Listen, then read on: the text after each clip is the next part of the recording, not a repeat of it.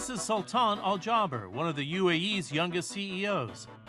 He's at the helm of one of the country's largest companies, ADNOC, and responsible for the greatest transformation in its history. We can no longer act as a pure national oil company. We have to be very much focused on efficiency, profitability, and ensuring that we perform at the highest standards. It was 1963 and oil exports began from the United Arab Emirates.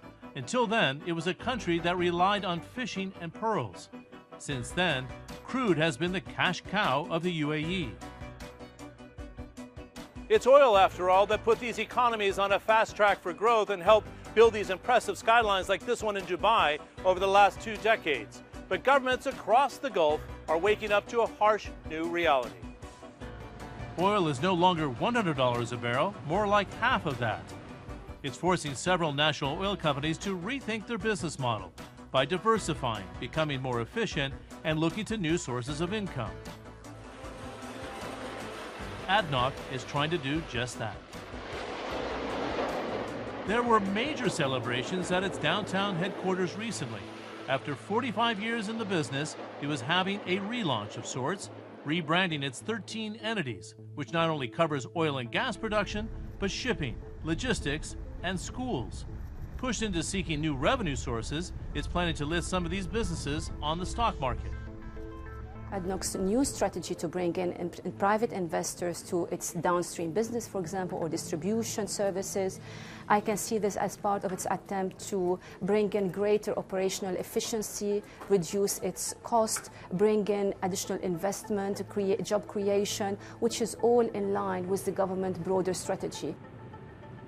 This is the Bab oil field, ADNOC's largest onshore site, covering 1,200 kilometers. It has more than 1,000 wells. Even by Middle East standards, this is a big field, representing a quarter of onshore capacity. As a company, ADNOC produces just under 3 million barrels a day, ranking it 12th worldwide.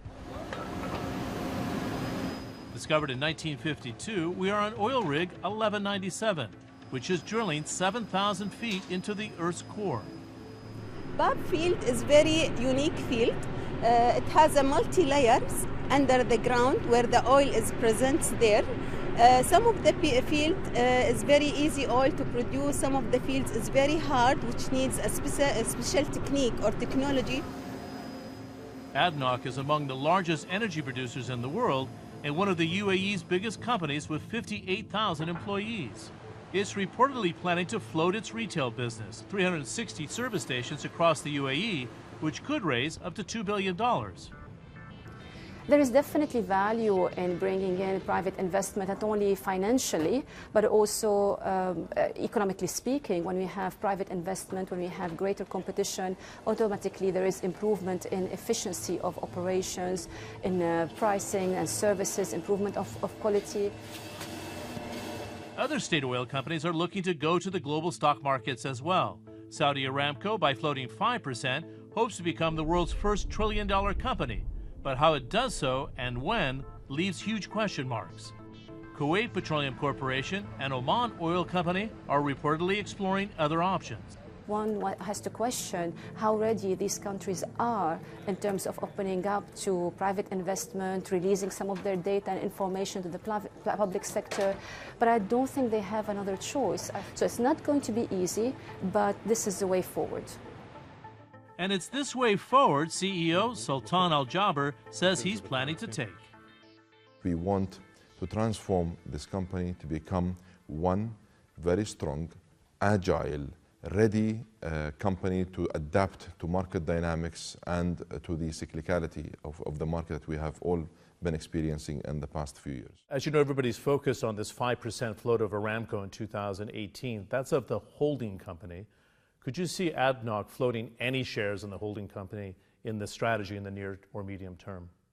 As part of our value maximization activity here in ADNOC, we have identified many areas that will allow for us to ensure maximum profitability, enhance our revenues, and unlock value.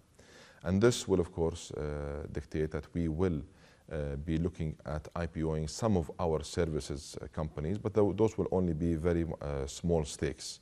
But here I can comfortably tell you that ADNOC will not be in any way IPO'd. So ADNOC will continue to be wholly owned by one shareholder, and that is the Abu Dhabi government.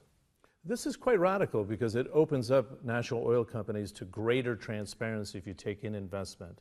Is this company ready to do so? We are very progressive in our approach, and we want to be seen as a true, reliable source of energy.